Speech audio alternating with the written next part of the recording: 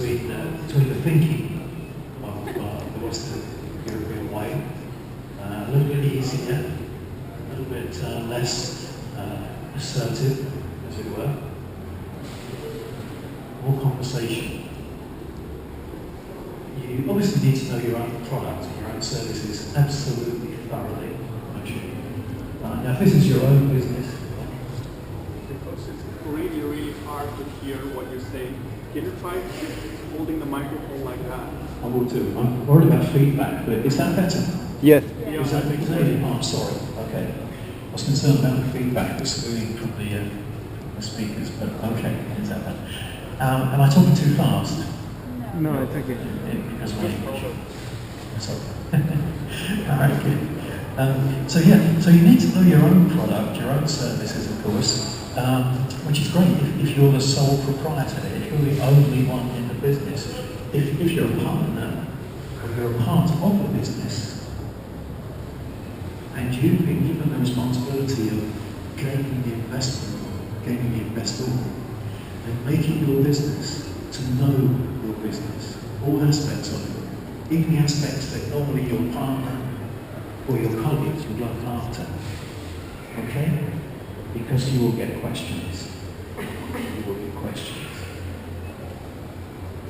In addition to knowing your own business, you need to know your investors' needs and their interests. You know, that sounds basic, but we'll explore that a little bit more in a second. And obviously develop and use negotiation skills, not just sales skills, negotiation skills, the ability to give, take, almost a barter. And incidentally, when you do actually make an offer,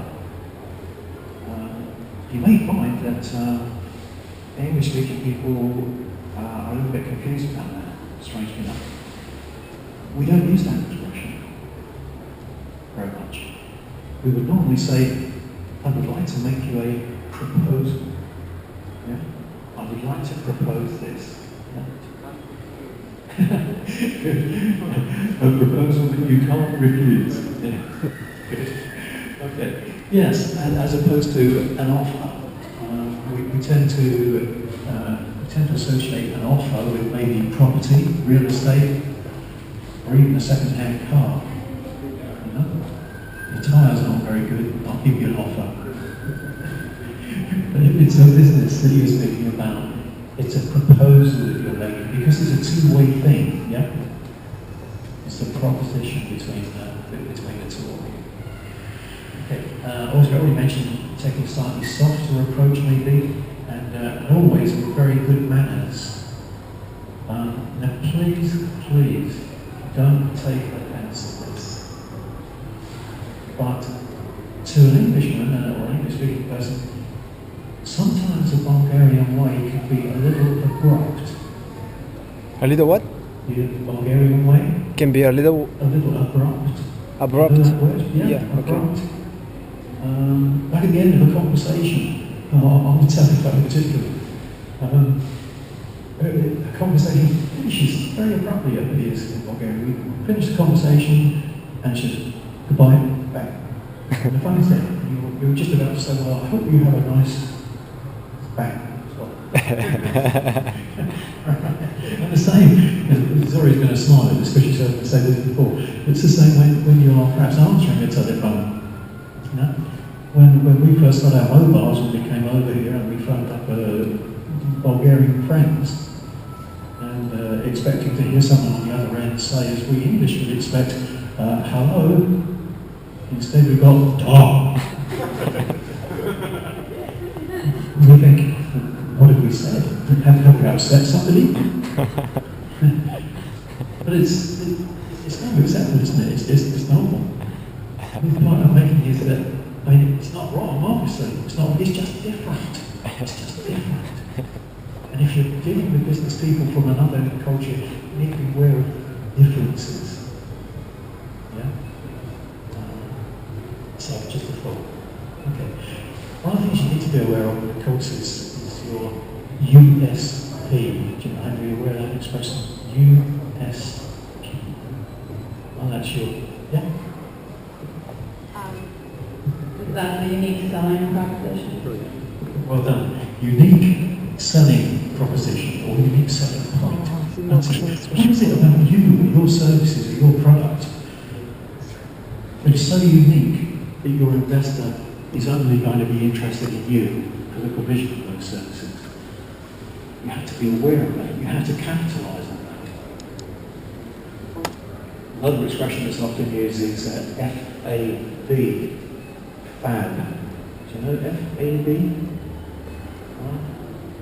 Okay, it's features and benefits. Yeah? The skill of turning the features of your business, the features of your service, into the benefits to the people that you're offering it to. So every single feature of your business or service should have a benefit to its user. Yeah? Okay. And the other one is UPBs, which is unique perceived benefits, which is just a slight difference on unique selling points. It's the point about you or your company or your service that are perceived as being unique. By others? By others? By others. Exactly. By others. Yeah, that's right. Think about McDonald's upstairs. Our perception of McDonald's is that it is the hamburger, beef burger company in the world. Actually, it isn't the only one, is it? well, It doesn't. when you go abroad, it's cheap food. When you go abroad, it's cheap, it's quite cheap here as well. That's true. But there are many more that run the same type of franchise. Okay, but they're unique, perceived selling thing. Is it as we see it? So we were talking earlier on about building brands. Okay, and this is where this comes in. Build your own brand so that you are perceived to be the person to go to in your niche or in your market. Okay. So think about your investors' needs. We spoke about collaboration earlier on. So when we're thinking about your investor, we need to put ourselves in their shoes. Do you use that expression here in Cookie? You need to put yourself in somebody else's shoes? Yes? Yeah, we do. Okay, good. In other words, we need to have that quality which is often lacking in many people, the quality of empathy. Yeah? Not sympathy, but empathy. Being able to think like the person that you're talking to. If you can do that, you'll see your services, your supplies, your company through their eyes. You can then see what points you want to major on to convince them to invest. You also need to be aware of their needs from the point of view. Is the investor that you're approaching, are they looking for a very quick return on their income? A quick ROI, return on income? Or are they looking for a long-term investment, willing to spend time or money with you for a long period in order to see results? Are your products and services in the right position to supply that? No? And is your investors' involvement going to be purely financial? Or is their collaboration going to involve interaction with you, working with you? Is this what you want? Or do you just need funds? You know, so these are things that you perhaps need to kind of think about. And also, if your investor is a very large company or a large investment group, it's good to explore the possibilities of shared promotional campaigns or shared advertising campaigns. Right? This might be just one thing to look out for when you're actually negotiating with your investors. So, although there are many similarities between a sales pitch, negotiating, there are also differences. And as we mentioned, most of this is built around a thought of collaboration. And encouraging your investor to trade with you, to barter with you, whatever they're going to invest against what you can offer as a new company, as a startup company. So it's not just an exchange of cash for a service or a product, but it's in fact a mutually beneficial arrangement. Okay. Has it raised any questions in your mind that you'd like to put to it? Yes, please.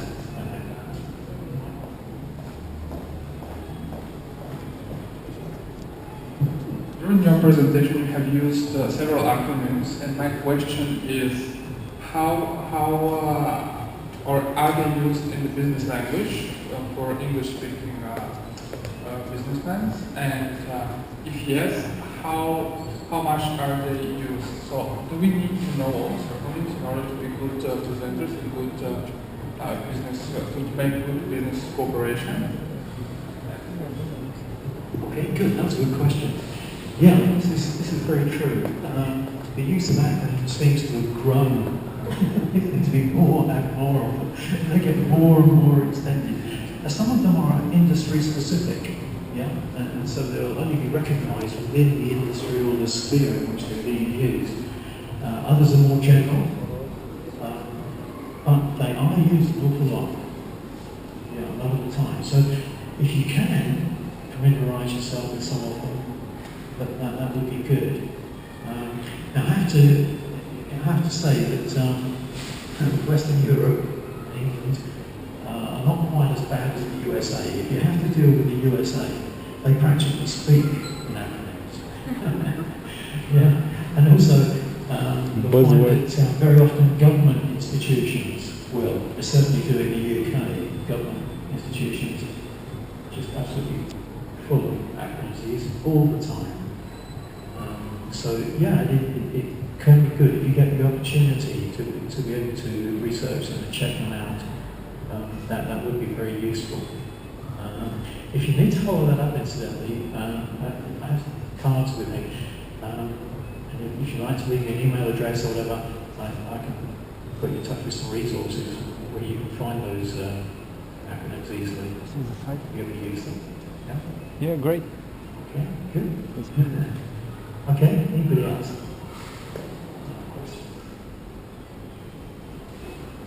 Yes, please.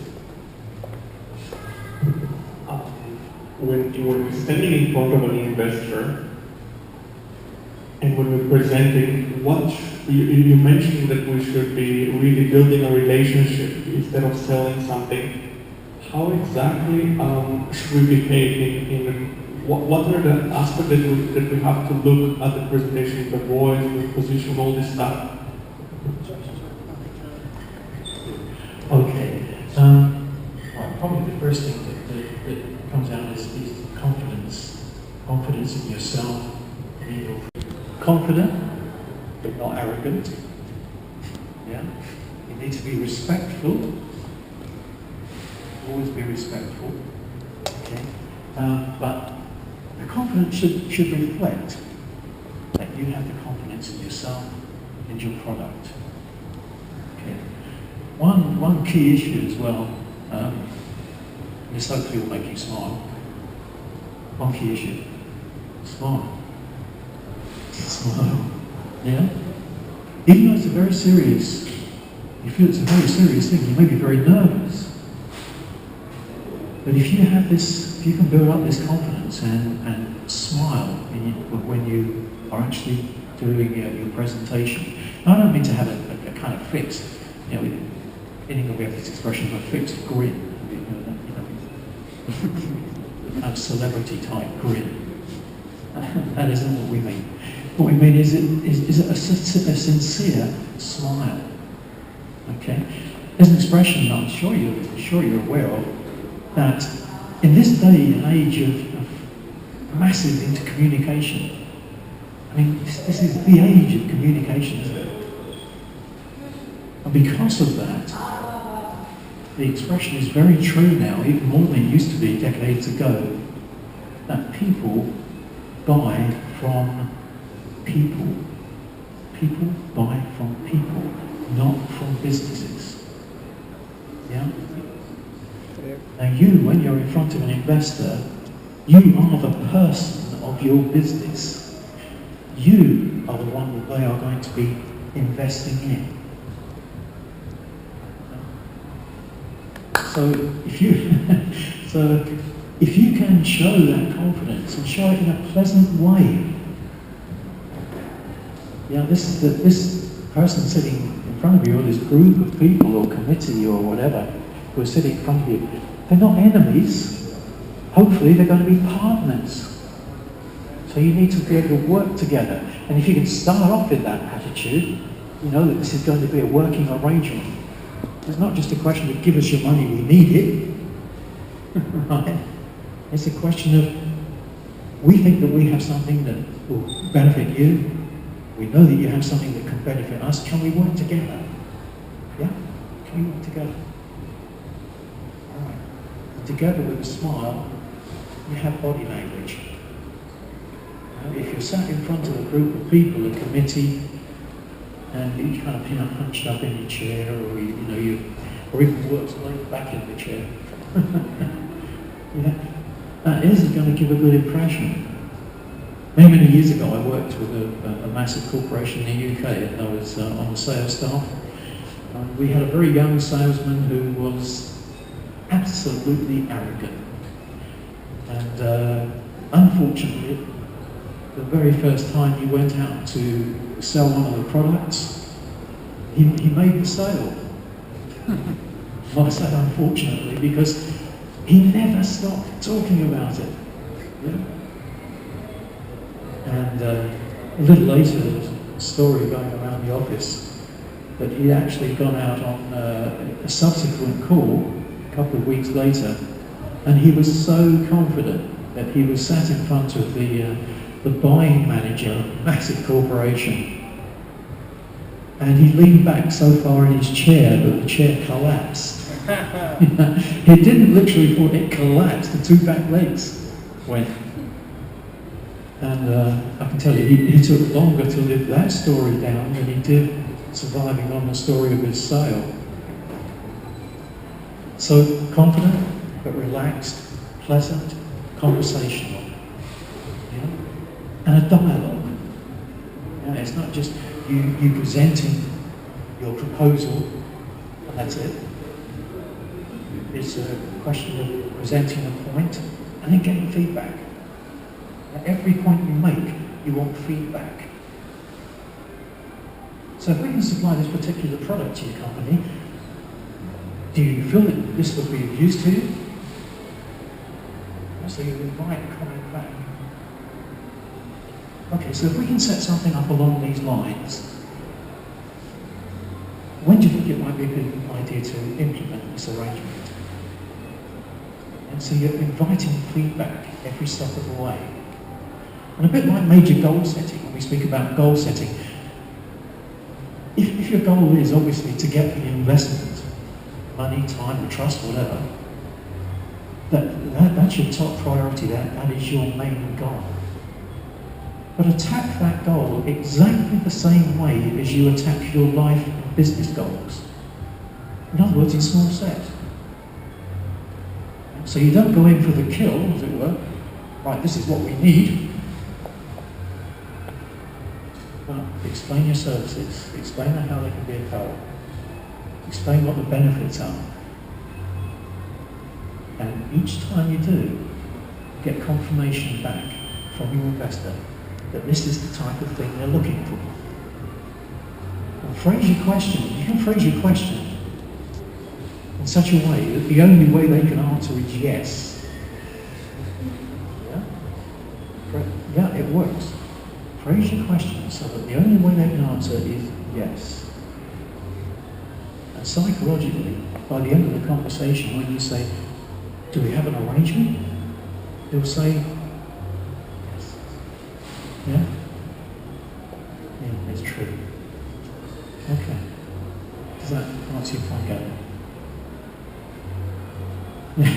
Does that answer your point? Yeah. Yeah, okay, good. Any other questions you have for me?